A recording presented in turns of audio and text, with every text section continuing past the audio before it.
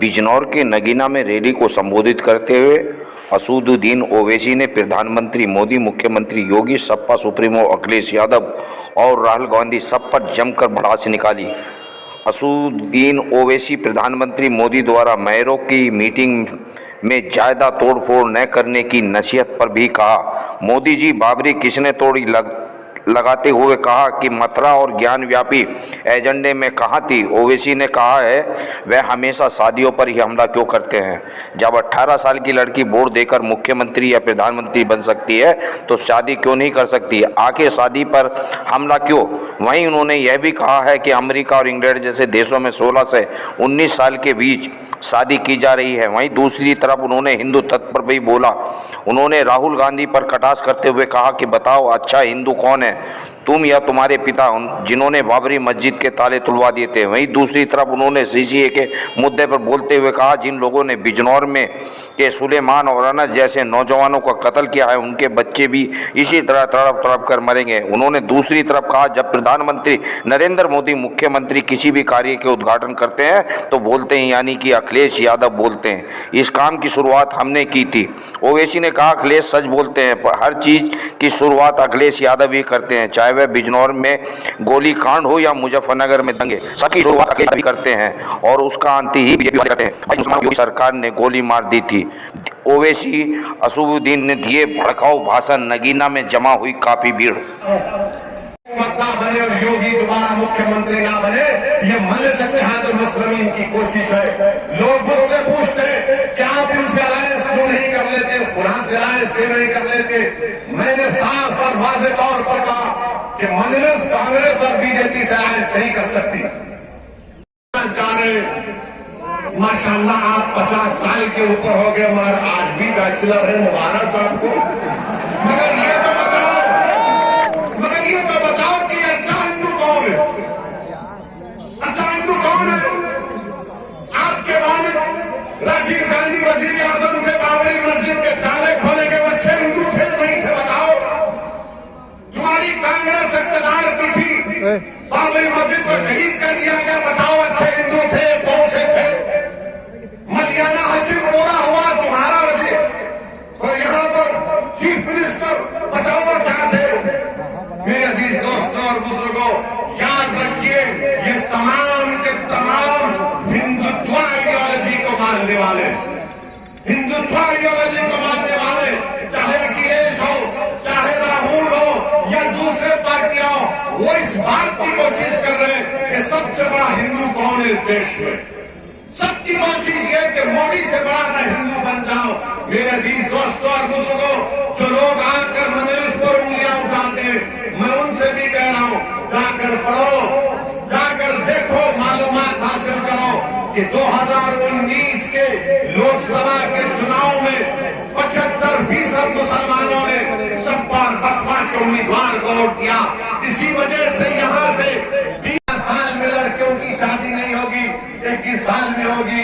हम प्रधानमंत्री से पूछना चाहते हैं कि आप बच्चियों को 18 साल में शादी करना क्यों नहीं देना चाहते। 18 साल में हमारी बेटी वोट डाल सकती है, कौन मुख्यमंत्री बनेगा, कौन प्रधानमंत्री बनेगा, कौन क्या करेगा उसको मालूम। मगर वजीर आजम कहते हैं कि नहीं, शादी 21 साल में करेंगे। हम वजीर आजम से पूछना चाह रहे, ये शादी पर आप हमेशा हमला क्यों कर देते हैं, हमेशा उस पर हमला क्यों कर देते हैं आप। 18 साल में कॉन्ट्रैक्ट साइन, 18 साल में बिजनेस शुरू कर सकते, 18 साल में कोई बगैर शादी के मर्द के साथ भी रह सकता है, 18 साल में कोई बगैर शादी के जिनसी ताल्लुकात की बात पैदा कर सकते। इस सब करेंगे मगर शादी नहीं कर सकते।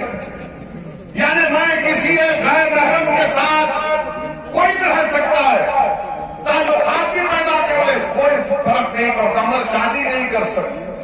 अमेरिका में 16 साल की 14 साल की उम्र में शादी किया कर सकते, बर्तानिया में 16 साल में, न्यूजीलैंड में 16 और 19 साल के दरमियान में। मेरे अजीज दोस्तों और बुजुर्गों, हर महाज पर बीजेपी की हुकूमत नाकाम साबित हुई, हर महाज बोलते कि मैं गंगा एक्सप्रेस से बनाऊंगा, हमारे से दिल्ली से कितना ट्रैफिक है हमको मालूम।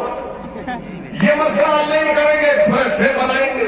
जीएसटी वजीर परिवार की तरफ से, आरएसएस की तरफ से, विश्व हिंदू परिषद की तरफ से इस बात का मुतालबा किया जा रहा है कि भारत में तबलीगी जमात के बारे में बकवास कर रहे और मिसाल दे रहे सऊदी अरब की। मैं विश्व हिंदू परिषद को और आरएसएस को कहना चाहूंगा कि आपको कब से सऊदी अरब से इतनी मोहब्बत हो गई? अगर तुमको सऊदी अरब से इतनी मोहब्बत हो गई तो क्या फिर तुम यहाँ पर हाथ काटोगे चोरी के इल्जाम में? क्या तुम कत्ल के मामले में गर्दन काटोगे? ये विश्व हिंदू परिषद को अचानक सऊदी अरब से मोहब्बत हो गई। हम इनको बताना चाह रहे हैं कि हमको सऊदी अरब से मोहब्बत नहीं है, ना हमको कभी उनसे वास्ता रहा है। हाँ, वहाँ पर काबतुल्लाह है, वहाँ पर रसूलुल्लाह सल्लल्लाहु अलैहि वसल्लम का सब उम्मत के मकी का आस्थान है। ये सुना कि कल हमारे वजीर आजम ने पूरे भारत के जो मेयर थे बल्दियात के, उनको बुलाकर कहा कि तोड़ फोड़ ज्यादा मत करिए।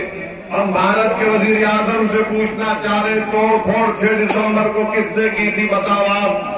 तोड़ फोड़ की अगर आप बात कर रहे हैं तो फिर आखिर क्यों ज्ञानवापी और मथुरा की मसाजिद के बारे में आप ही से ताल्लुक रखने वाले लोग बकवास करते हैं, जहर आलूदा बयानात देते रहेगा?